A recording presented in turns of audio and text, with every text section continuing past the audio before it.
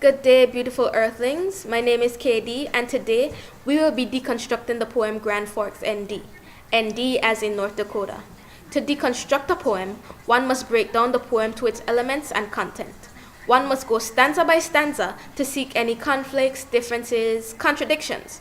According to Peter Barry's beginning theory, deconstructionists practice what is known as textual harassment or oppositional reading with the aim of unmasking internal contradictions or inconsistencies in text. In the first stanza of Grand Forks ND, the very first line states, "The smokestacks at the Crystal Sugar Plant." Take notice to how the words smokestacks and crystal present two opposing images. These words toy with the concept of fire and ice, because fire creates smoke and ice creates crystal. This line clearly illustrates two very contradictory ideas. So does line 6, which is also in the first stanza. This line states, "The homes hide under the heaps like winter wheat." Think about the words winter and wheat. When thinking about winter, we think about the color white, all white everything.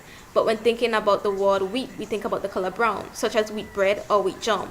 This line, quite similarly to the first line, plays with the imagery in the poem because winter and wheat aren't exactly images that go well together.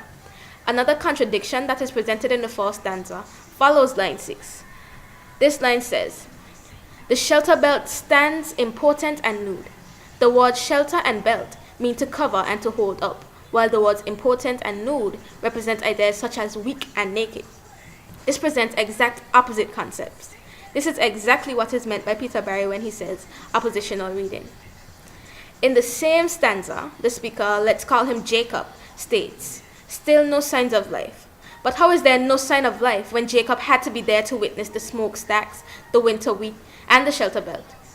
If there were indeed no signs of life, there would be no poem.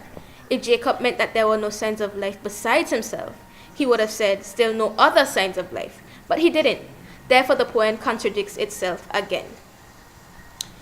Now, the reader should examine if it was the author's intent to include all the contradictions in the first stanza only.